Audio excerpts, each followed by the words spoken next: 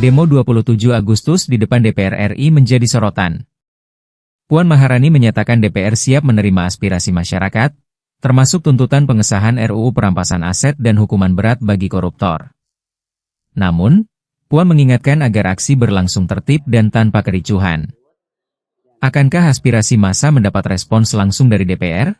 Pemirsa, Indonesia dan Jerman terus memperkuat hubungan ekonomi melalui pengembangan kerjasama di sejumlah sektor strategis. Menko Perekonomian menjelaskan upaya memperkuat investasi dari Jerman didorong mulai dari investasi energi terbarukan, semikonduktor hingga pendidikan vokasi.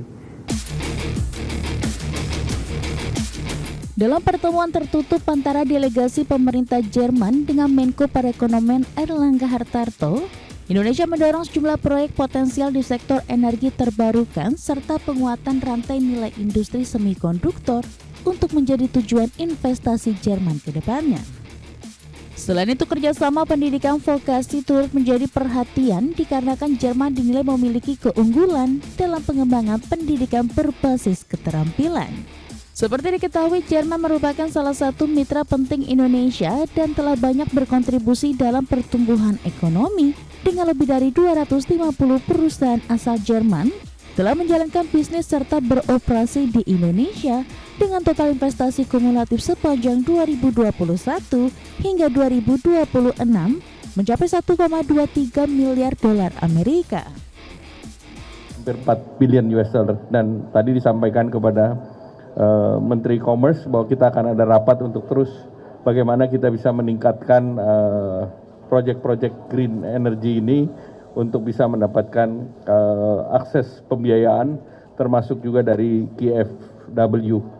Dan kalau kita ketahui bahwa Jerman mempunyai keunggulan di bidang riset terapan, precision manufacturing, standar industri, dan inilah yang kita ingin kerjasamakan dalam pertemuan-pertemuan berikutnya. Sementara itu, Menteri Federal untuk Kerjasama Ekonomi dan Pembangunan Jerman, Rim Alabali Radovan, menegaskan komitmen negaranya untuk memperkuat kerjasama ekonomi dan pembangunan dengan Indonesia. Menurutnya, pelaku usaha Jerman memiliki peluang besar untuk berkontribusi dalam pembangunan berkelanjutan di Indonesia. A long-standing trustful cooperation, especially in the development cooperation, and I'm looking to strengthen our cooperation in the economic sector and also development. So we talked about how we can strengthen German businesses being part of sustainable development in Indonesia, especially in the field of renewable energy.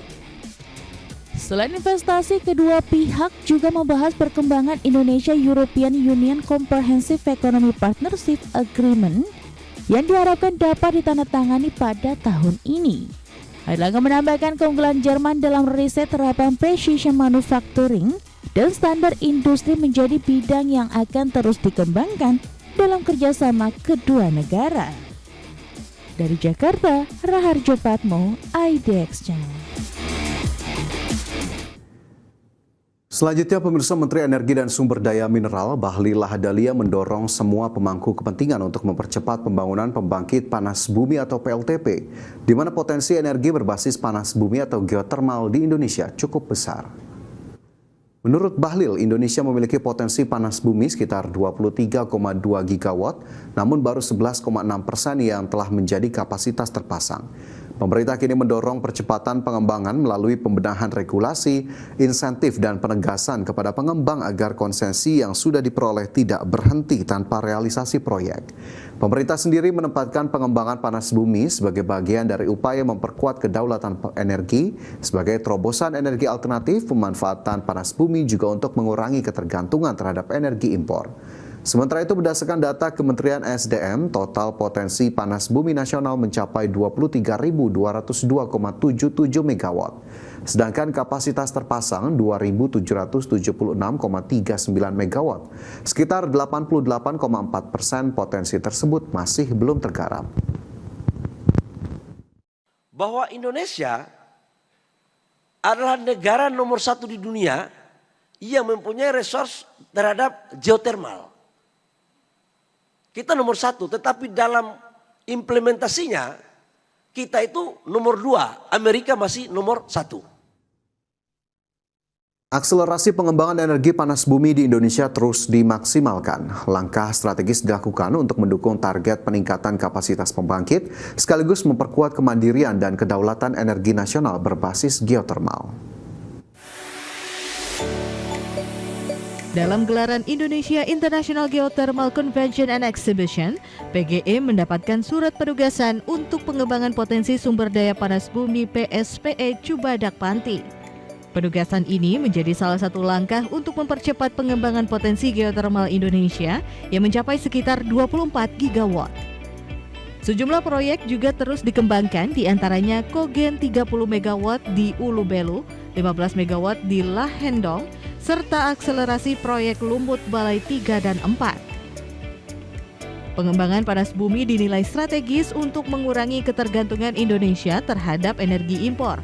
Terlebih, Indonesia memiliki sekitar 40% potensi panas bumi dunia. Bagi PGE, jadi ini bukan hanya sekedar historical milestone, tapi ini juga merupakan momen penting bagi kita bagaimana memperlihatkan Indonesia sebagai leader pengembangan panas bumi di dunia. Ini yang kita harapkan. Jadi kita tidak hanya besar dari sisi kapasitas, tapi juga kita juga menjadi bangsa yang kuat dari sisi inovasi terkait dengan pengembangan panas bumi di dunia. Jadi kita menjadi World Geothermal Center of Excellence di dunia. Ini yang menjadi harapan kita. PGE menargetkan pengembangan panas bumi tidak hanya meningkatkan kapasitas energi bersih nasional, namun juga mendorong inovasi dan investasi di sektor panas bumi. Jakarta, Indira Utomo, Auliensyah, IDX Channel.